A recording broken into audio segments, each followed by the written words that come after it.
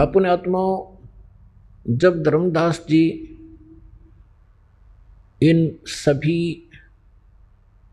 तथ्यों को और प्रमाणों को सुनकर परमात्मा को सतलोक में देखकर वापस आकर के उन्होंने कहा कि हे मालिक, हम तो गणे नीच हैं, हम तो महापराधी प्राणी हैं, और आपने कैसे दया करी हमारे ऊपर, फिर से आके संवाद दिया। दाता, हमने तो ऐसा जुल्म किया था, हमारी तरफ कोई झांक है नहीं, और आप तो बड़े दयालु हो, आप फिर भी हम दुष्टों के पास आ गए, अरे ऐसे गंदे लोक में इसे बढ़िया लोक ने छोड़ के।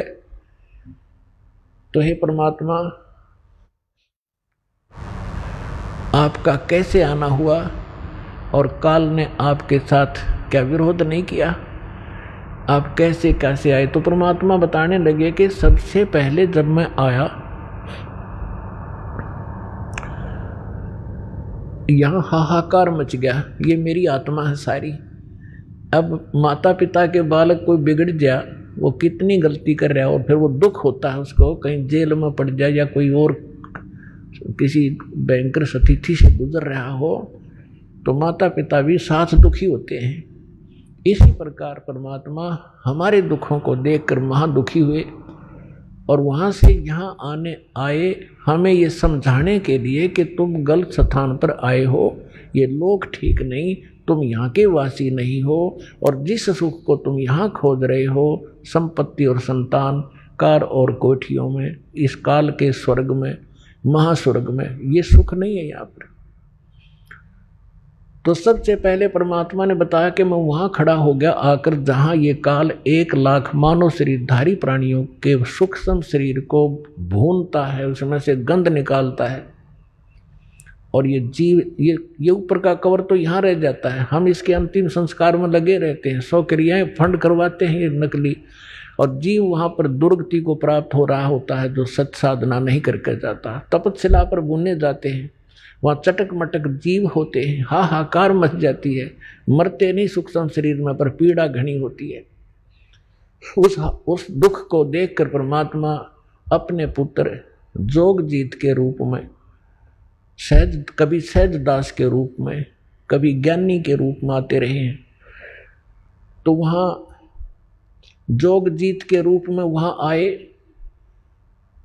और ज्योति निरंजन वहां आकर खड़े हो गए उस तपस्या पर जहां जीव दुखी हो रहे थे। तो परमात्मा की शक्ति से वो तपस्या तो जल रही है, लेकिन जीवों को पीड़ा बंद होगी।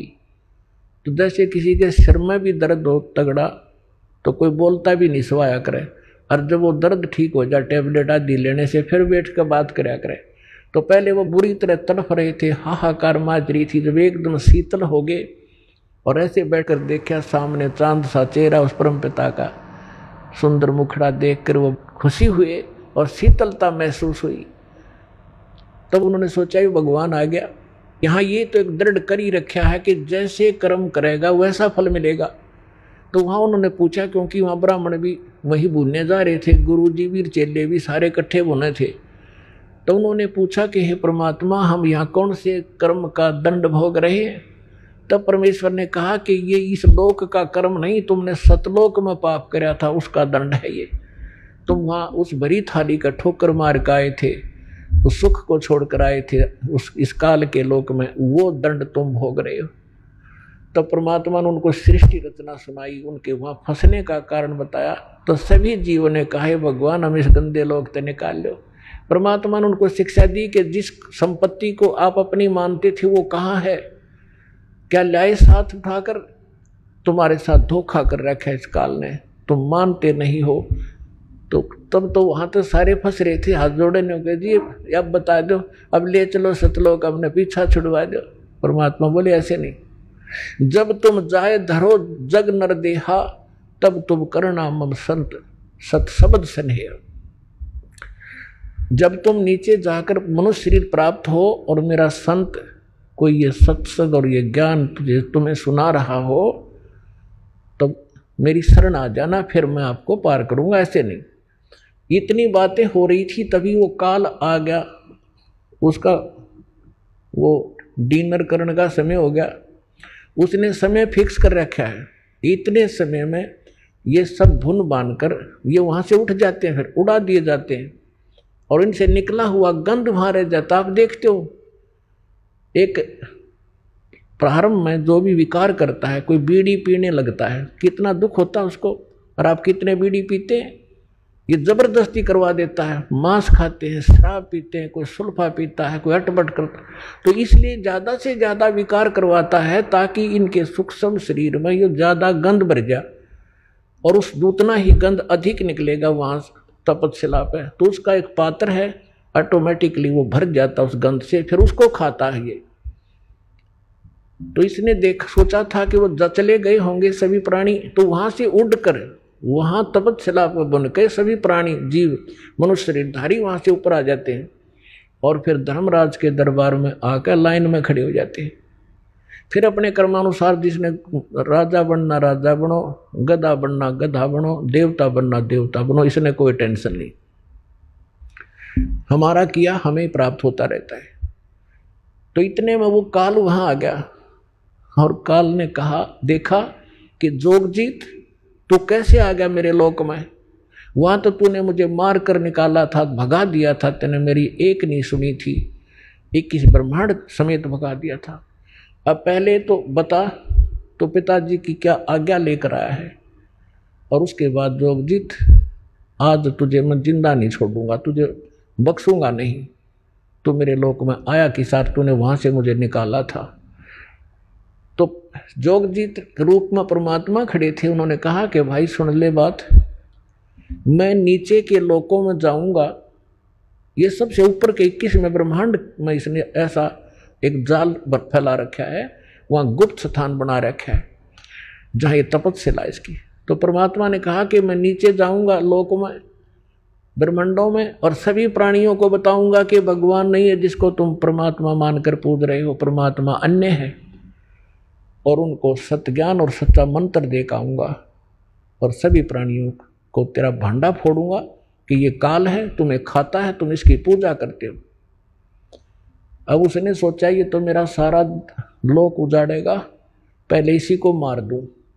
तो कहते हैं परमात्मा कि धर्मदास मुझे मारने के लिए इसने भयंकर रूप बनाया और जैसे अभी खत्म कर देगा, मेरे ऊपर झपट्टा, तो मैंने सतनाम का सुमन कर दिया शुरू। अपने आत्माओं, धर्मदास जी के माध्यम से परमात्मा हमें एक संकेत बता रहे हैं कि कभी आप पर कोई आपत्ति यहाँ आ जा, जिसको जो भी मंत्र प्राप्त है, प्रथम मंत्र प्राप्त है तो प्रथम मंत्र, सतनाम प्राप्त है तो सतनाम का आप जाप शुरू कर दीजिए। आपकी वो आपत्ति ऐसे जाएगी जैसे कभी सोची भी ना हो कि एकदम बला न्यों टल जाएगी। सार नाम प्राप्त है तो सार नाम का जाप करिए। तो परमात्मा कहते कि मैंने उस सतनाम का मंत्र का जाप शुरू किया और इस काल ऐसे झटका लगा इसको जैसे गिर गया पृथ्वी पर।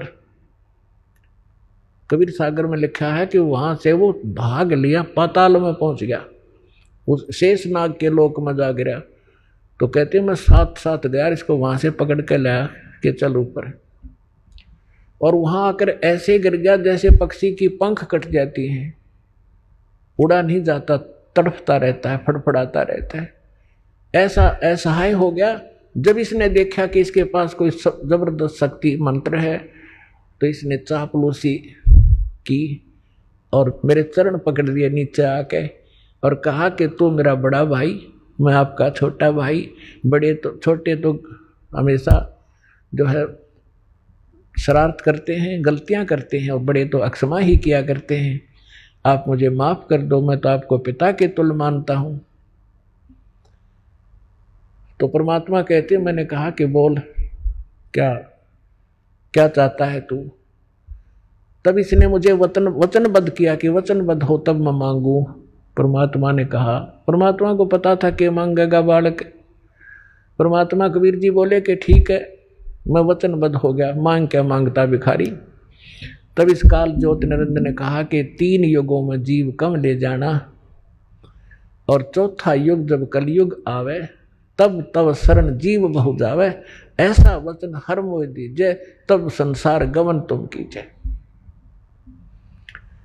इसने क्या मांगा कि सब 3 युगों में सतयुग त्रेता द्वापर माही, तीनों युग जीव थोड़े जाही।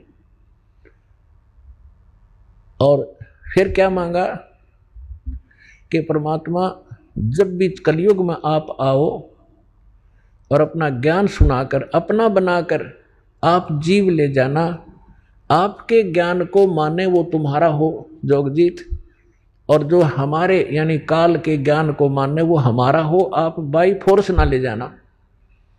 तो परमात्मा ने कहा बाई फोर्स ले जाना हो तो मैं वैसे ले जाऊं। अब ये वहां से नहीं टेके, जब ये सारा संपन्न थे अब कैसे रुक जाएंगे इसको वैसे ले। जैसे हजरत मोहम्मद जी को परमात्मा लेकर गए बगैर ज्ञान समझाए, वहां जाकर फिर इसने नीचे की सारी प्रभुता इनके पास थी, वहां रुके नहीं, नीचे आ गए। तो परमात्मा ने को पता था कि सबको ऐसा ज्ञान से रंगूंगा, सच्चाई से, तब इनकी एक प्रबल इच्छा जागेगी। जैसे हमारी यहाँ इसके साथ आने की प्रबल इच्छा हुई थी, ऐसी प्रबल इच्छा आपकी उत्पन्न होगी सतलोक जाने की।